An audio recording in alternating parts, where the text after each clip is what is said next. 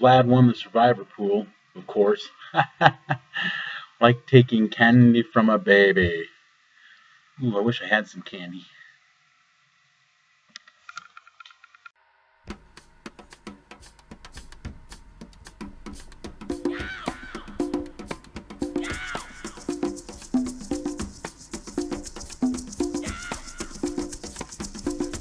Hello, ladies.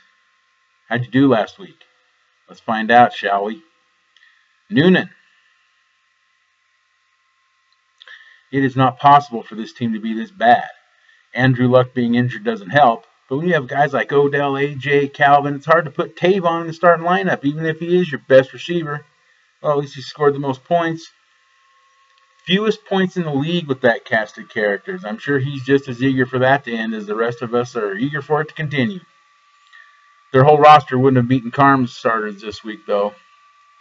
Mad Dogs lost their second straight, this time to the Brawlers 33-27. After a 3-0 start, Maddie's dropped 2 in a row in the division. We'll see if that costs them come playoff time. The Cleaner upends Vlad by a dozen. You see, Vlad tried to make a calculated decision based on... piss on it. I don't want to talk about it. Axe doubled up Cujo 32-16. Cujo and I are racing to see who can shit the bed first. Again. Nails laid the wood to wall bangers 38-19. That'll be some great chat over the holidays. Ditka beat Forrest 40-30 behind points from everyone on his roster except Jamal Charles. He's going to have to get used to that. Gritty opened the season with 3 wins, averaging 45.5 points a game. They followed that up with 2 straight losses. Does that sound familiar, Maddie? They averaged only 13.5 in those losses. Franny only needed to play Doug Martin or Tyrod Taylor or Josh Brown. Each of them outscored Gritty. Final there was 48-11. Rude Dogs finally got off the schneid in week 5. Everyone on their roster except Malcolm Floyd scored 6 points. Good enough to topple Mog 36-24. Axe is atop the Armored at 4-1. The Cleaner has a 2-game lead in the Blowfish. Everyone has a piece of the certifiable. Told you not to look behind you, Maddie. And Wallbangers and Karma. Game up on the Wiesner brothers in the Dreadful. Week 6 is on the horizon. Let's take a gander, shall we? The Raiders, Cowboys, Buccaneers, and Rams have the day off. Damn, no Tavon for Noonan.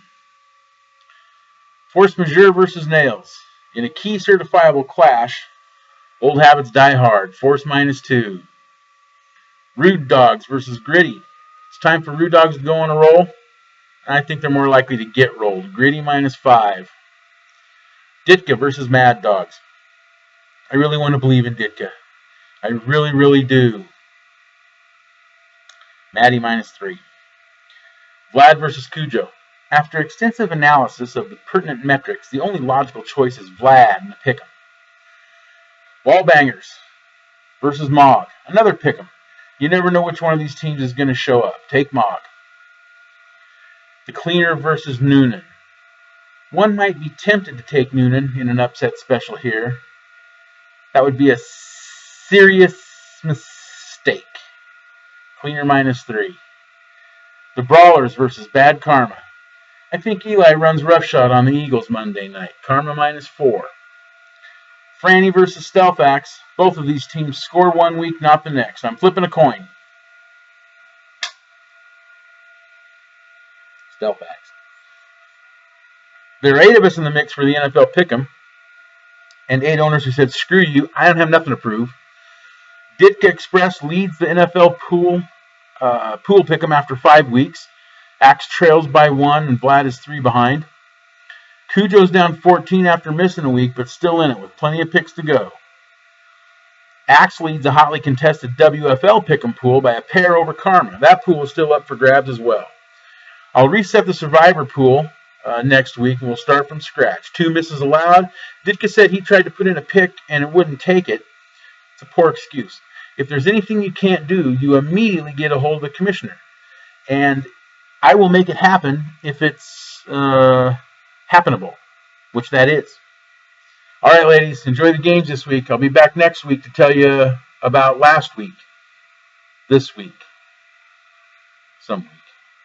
Later.